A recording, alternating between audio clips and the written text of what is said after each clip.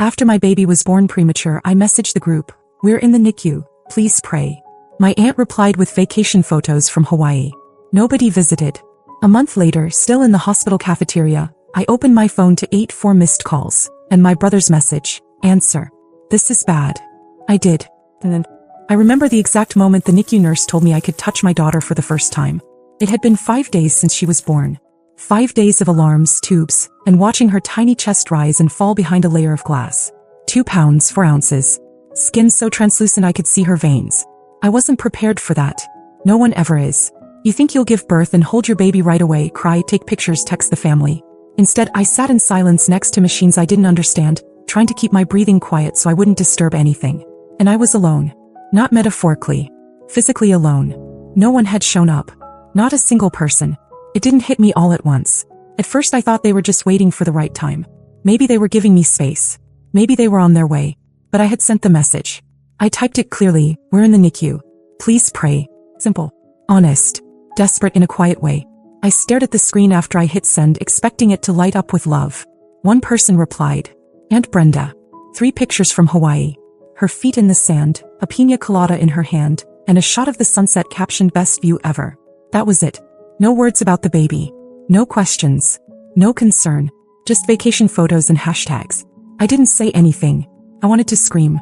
I wanted to throw the phone. But I couldn't. My daughter was fighting to breathe and I had to stay calm. I was her anchor. She didn't need a meltdown.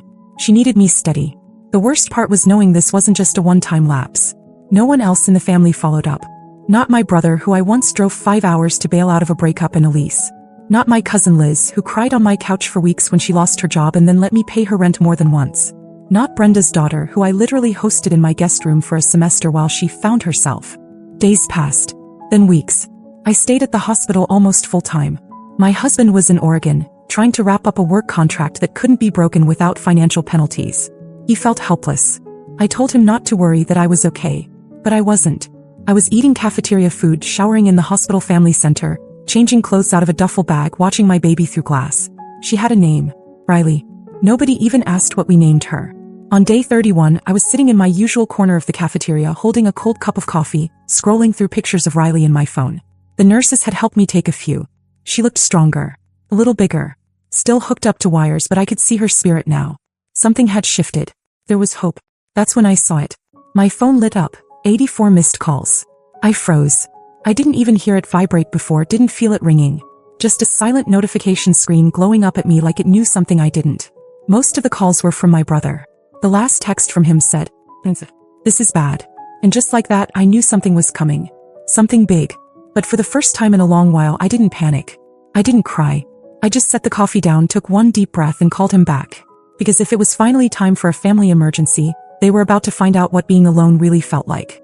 The phone barely rang before my brother picked up. His voice was loud, rushed, shaky, like he'd been running. I heard traffic, someone talking in the background, a car door slamming. He didn't ask how I was. He didn't ask about Riley. Just blurted it out. Dad collapsed. In the driveway. It happened an hour ago. No warning, just dropped while pulling the trash bins back after collection. The neighbor saw it, called 911, tried CPR. My brother got to the hospital just as they were wheeling Dad into emergency surgery. Brain bleed. They weren't sure if he was going to make it. I didn't say anything at first. I looked out the cafeteria window at the same sidewalk I watched every morning. I asked who was with him. He said Mom, Brenda, and a few cousins had rushed over. Even Liz was there. Right. Of course. Everyone could make it when he was in the hospital. Then he said the part one knew was coming. You need to come. Mom's falling apart. We need you. Not how's your daughter. Not are you okay? Just we need you. I reminded him I had been in this hospital for 31 days. That my baby weighed 2 pounds when she was born. That I was here alone, eating from vending machines and sleeping in a folding chair, while they all went on with their lives like nothing had happened. I asked if he even remembered the message I sent to the family group chat. He didn't answer that. Said things had been busy. Said Brenda had just gotten back from Hawaii. Said they thought I didn't want visitors, didn't want to be overwhelmed. I almost laughed. As if silence wasn't more overwhelming than anything. I didn't yell. I didn't argue. I just said I wasn't leaving Riley. Not now, not for this. I wished Dad the best and I meant it. But they would have to figure this one out without me. Then I hung up. He called back within seconds. I let it go to voicemail. He texted next. A wall of messages. Some begging. Some guilt-tripping. Some just rambling. I sat there reading each one, then slowly started deleting them. One by one. It wasn't rage I felt. Not even betrayal anymore. Just a cold, sharp certainty. For years I had held this family up. I was the go-to fixer, the peacemaker, the one they leaned on when things went sideways. I paid for things without being asked. I remembered birthdays they forgot. I never once said no when someone needed help. But they left me alone when my daughter was on life support. They left me to sit beside an incubator day and night without asking how I was surviving it. So that was it.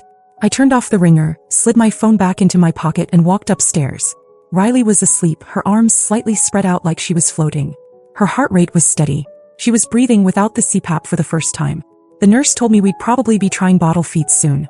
I stood there looking down at her and felt it settle inside me. I didn't owe anyone anything anymore. They could beg, call, cry. It wouldn't matter. Whatever storm was coming for them next, they'd have to face it without me. Because I wasn't their safety net anymore. I was my daughter's mother. And I was done saving people who wouldn't even show up when it mattered. The next 2 days felt like being underwater. Still muted, heavy. My phone didn't ring. No one texted. Not about Dad. Not about anything. After that flood of missed calls and messages, it was like someone flipped a switch and cut the wires. It was almost impressive how fast they could disappear again when they didn't get what they wanted.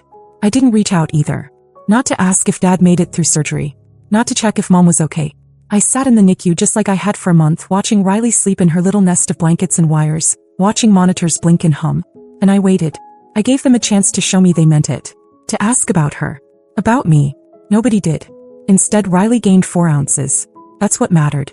We were finally weaning her off the oxygen. She opened her eyes longer.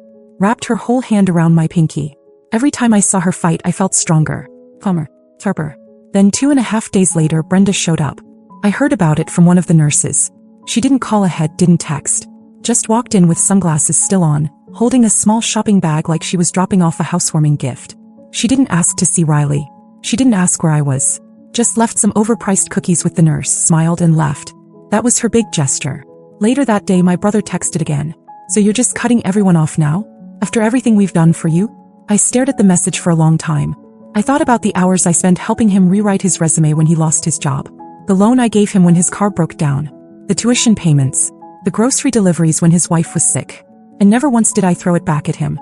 Never made him feel small for needing help. I texted back. You left me alone when my daughter was fighting to live. I'm just doing what you taught me. Then I blocked him. And something inside me clicked into place. That night, after Riley fell asleep, I logged into the tuition account I had set up for my nephew. Canceled the automatic payments. Cleared the linked card. I didn't warn anyone. I didn't leave a note. Let the invoices roll in. Let the school call him. I opened another app and stopped the monthly rent assistance I had been sending Liz since March. She never asked me directly, just hinted about her struggles and I stepped in. Not anymore. The next morning Liz messaged me. Hey, did the payment not go through? Just checking, rent's due soon. I didn't answer.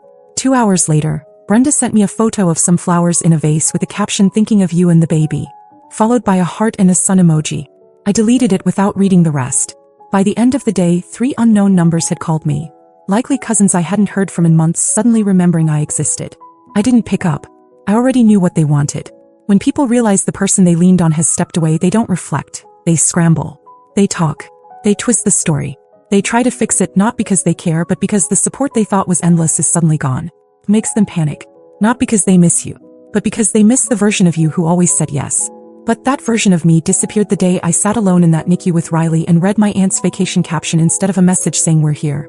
We love you. We've got you. They made a decision that day. I just followed their lead. And now, as they scrambled, I focused on what actually mattered. Riley's breathing on her own. She gained another 2 ounces. The nurse let me hold her for a full hour. And for the first time in a long time, the weight I'd been carrying, their weight, started to fall off my shoulders. Piece by piece. The hospital was starting to feel like a second home. I knew which vending machines always got stuck, which nurses liked jazz, and which ones gave the best updates without sugarcoating anything. Riley was gaining weight fast. Her tiny fingers gripped mine longer each day, and the doctors had started talking about her release in a few weeks. There were still plenty of hurdles ahead, but we were finally in a rhythm. One that didn't include my family. Then, out of nowhere, my phone buzzed with a message that made me pause. It was from my grandfather.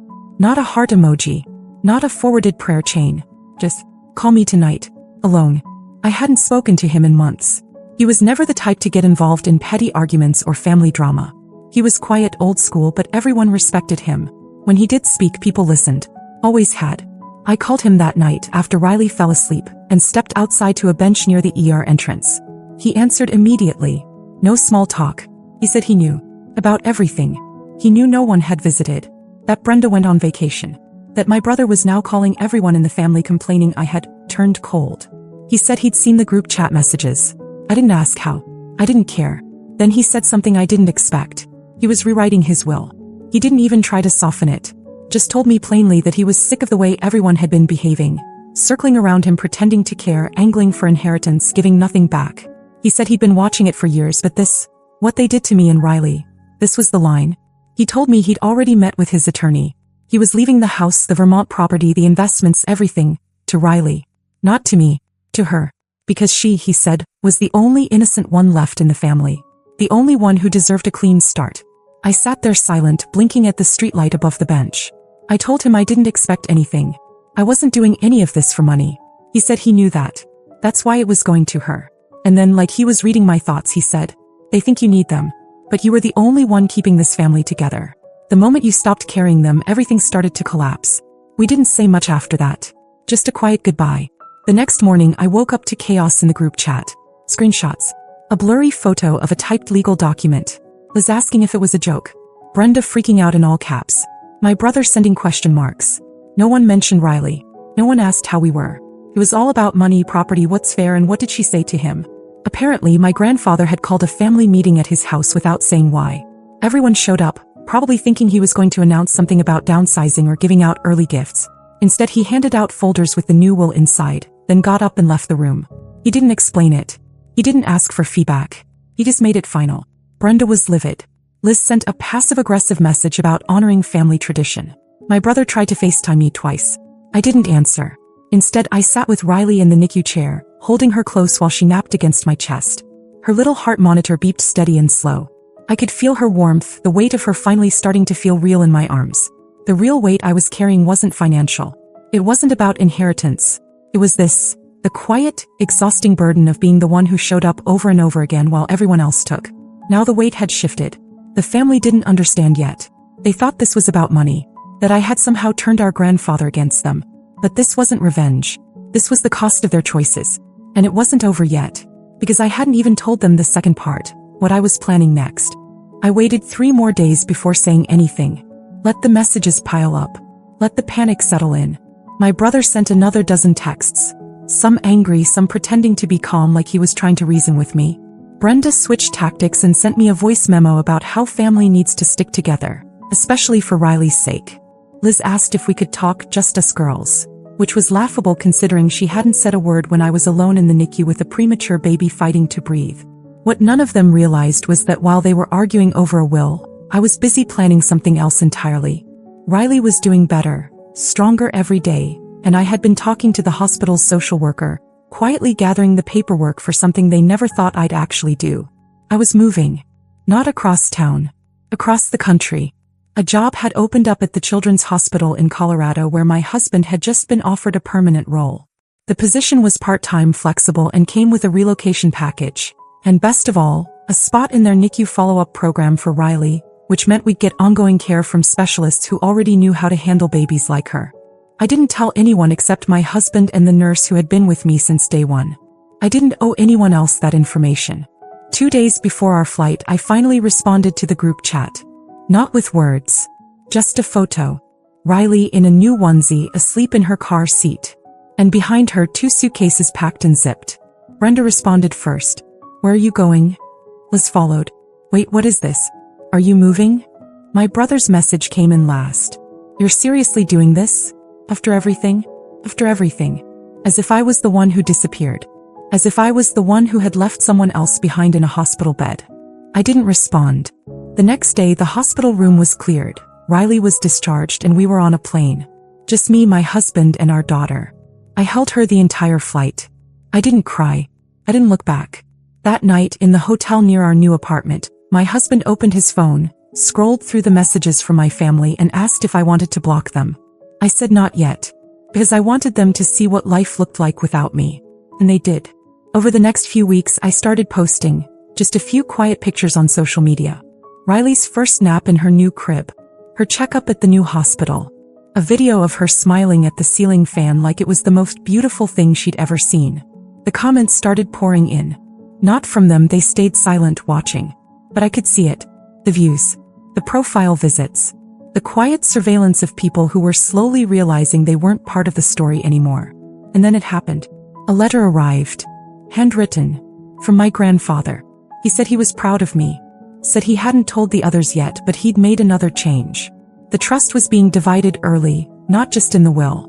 Riley's portion would be transferred into an education fund, available only to her. No co-signers. No family members could touch it. He wrote, "They took your kindness for granted. Now they'll see what happens when that kindness goes somewhere else." I read it twice, then folded it and slipped it into Riley's baby box, right next to the photo of her in that NICU incubator. The family didn't fall apart immediately, but piece by piece things started slipping. Was posted about needing help with rent.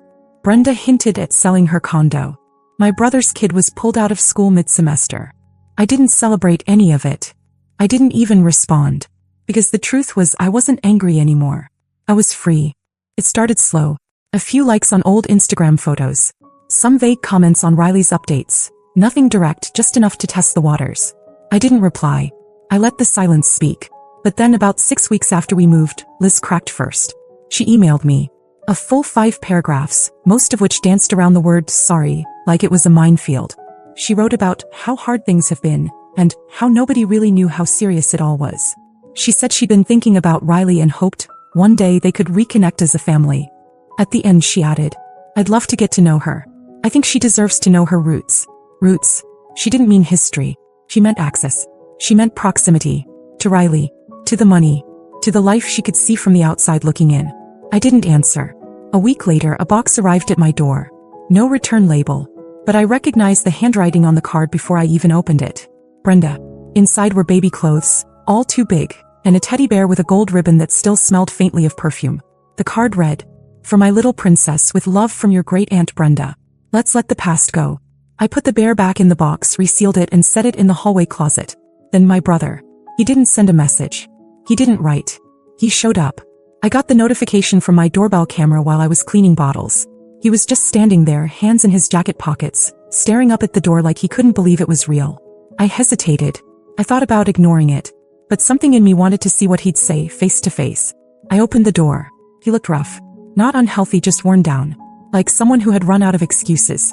He said, "I was passing through," even though we both knew he wasn't. I didn't say anything. Then came, "I just wanted to see you." So I waited. He finally said what he came to say, "We miss you." I let that sit in the air between us for a long second. Then I told him, "You don't miss me. You miss the version of me that paid your bills, picked up the pieces, and kept everything from falling apart." He didn't deny it. Just looked down. Then he said, "Mom's been asking about you." He's confused. She thinks this is all a misunderstanding. I asked if she was confused when Riley was in the NICU and nobody showed up. He didn't answer that either. He looked at me like he wanted to say something else. Maybe beg. Maybe lash out. But he didn't. He nodded once and turned around. I closed the door and locked it behind him. That night, I sat in the nursery while Riley slept on my chest, feeling the soft rhythm of her breath. The glow of her nightlight filled the room, and I felt something I hadn't in months. Peace. They could try every angle. Guilt, nostalgia, fake warmth. It didn't matter. Because I'd finally figured it out. Love isn't proven in emergencies. It's proven in the quiet days after, when there's no drama left to solve and no audience to impress. It's in who shows up. And who disappears. My family showed me who they were when they didn't show up at all. So I stopped waiting. I started building a new circle. Quiet friends who brought soup without asking. A neighbor who helped carry groceries up the stairs. A coworker of my husband's wife who dropped off preemie clothes that actually fit. These people had no obligation. No hidden expectations. And somehow they showed more love than the ones I shared blood with. Months passed. Riley kept growing. Her cheeks got round. Her laugh came easily. The doctors said she was thriving. And she was. One morning, I woke up to a voicemail from my grandfather. He said, "They still don't get it. But that's not your burden anymore." He sounded tired but content. Like he had made his decision and he was at peace with it. That same week, my husband and I took Riley to a mountain cabin for the weekend. We left our phones in a drawer. I watched the sun rise over snow-covered peaks with my daughter bundled against my chest, and I realized something. They will always want back in. They will always test the boundary. But I will always remember the silence in that NICU room. the one filled not by strangers, but by the absence of people who should have been there. And I will never forget what that taught me. Not every family deserves a second chance. Some just deserve a closed door.